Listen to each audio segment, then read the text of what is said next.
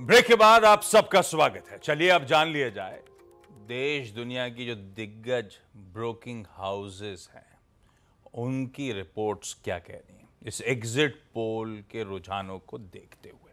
Harshada, good morning, क्या update है? आशीष, basically सभी जो ब्रोकरेजेस है उन्होंने एक सुर में कहा है कि देखिए ये एग्जिट पोल साफ संकेत दे रहा है कि भारी बहुमत से एनडीए की सरकार आती हुई दिखाई देगी, उसमें कोई दो राय नहीं है। ब्रोकरेजेस ये कहती हैं कि अगर एग्जिट पोल से ज्यादा सीटें आ जाती हैं तो यहां पर बाजार में और तेजी बनने के पूरे आसार बनते दिखाई दे रहे हैं।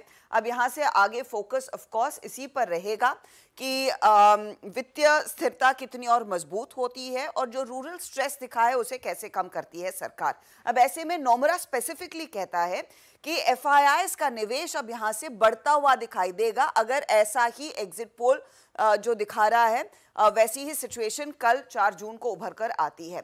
अब ऐसी स्थिति में नोमरा स्पेसिफिकली कह रहा है कि यहां पर आप इंफ्रा मैन्युफैक्चरिंग कैपेक्स वाली थीम में ज्यादा तेजी उभर कर आती हुई दिखाई देगी। सरकार का फोकस वित्तीय मजबूती और साथ ही साथ मार्केट रिफॉर्म्स पर ज्यादा रहने वाला है। सीएलएसए के अगर आप पूरा भाव देखें तो वो भी कह रहे हैं कि वो सरप्राइज नहीं है जिस तरह के एग्जिट पोल के आंकड़े आए हैं। बीजेपी की भारी बहुमत की वापसी के संकेत बनते दिखाई दे रहे हैं। उनका मानना है कि वित्तीय स्थिरता काफी इंपॉर्टेंट रहेगी।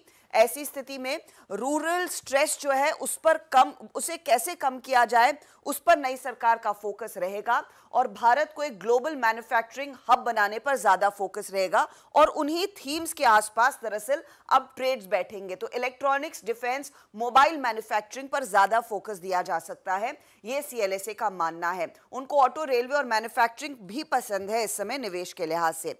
जेफरीज कहता है कि यहां से आगे जो कैपेक्स थीम है, निजी कैपेक्स की थीम और मजबूत होती हुई दिखाई देगी जो एग्जिट पोल से इन्फ्लुएंस लिया जा रहा है उस पर्सपेक्टिव से अगर आप देखेंगे।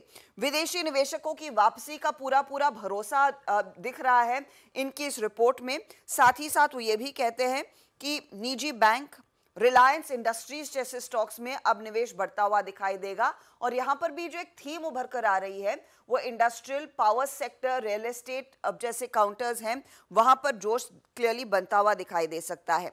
जेफरीज एक लाइन जरूर जोड़ता है कि अब बिग बॉयज जो लैगर्ड्स रहे हैं उनमें ज्यादा एक टैक्टिकल पोजीशन आती हुई दिखाई देगी और small and mid cap stocks में कुछ कूल ऑफ देखने को मिल सकता है।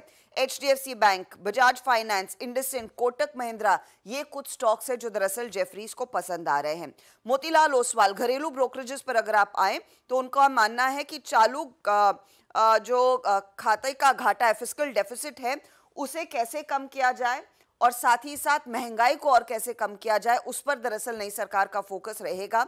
उनको लग रहा है कि तिमाही नतीजे अच्छे हैं। जो इस समय पोजीशंस है वो फाइनेंशियल, कंजम्पशन वाली थीम्स, इंडस्ट्रियल्स वाली थीम्स ज्यादा चलती हुई दिखाई देंगी, उन्हीं पर वो ओवरवेट है। इनफैक्ट यहां पर सिर्फ कोटक की जो रिपोर्ट है वो कह रही है कि शायद बाजार यहां से ज्यादा तेजी नहीं दिखाएगा क्योंकि बाजार ने इस तरह के आंकड़े जो एग्जिट पोल में उभर कर आए हैं वो पचा लिए हैं, ये कोटक का मानना है। उनको लगता है कि यहां पर फेयर वैल्यू से ज्यादा महंगे थोड़े से स्टॉक्स दिखाई दे रहे हैं तो हल्की सी मुनाफा वसूली भी आ सकती है।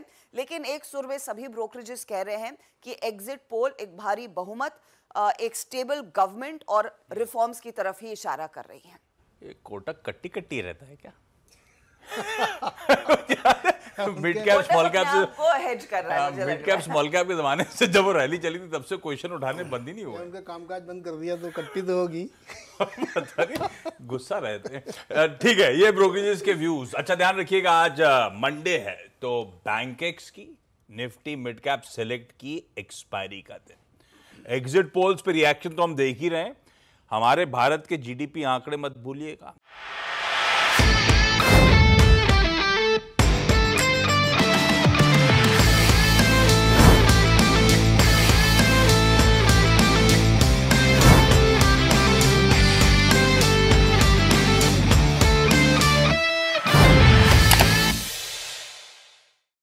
बता दें कि मनी कंट्रोल पर दिए गए विचार एक्सपर्ट्स के अपने निजी विचार होते हैं।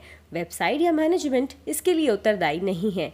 यूजर्स को मनी कंट्रोल की सलाह है कि कोई भी निवेश निर्णय लेने से पहले सर्टिफाइड एक्सपर्ट की सलाह लें।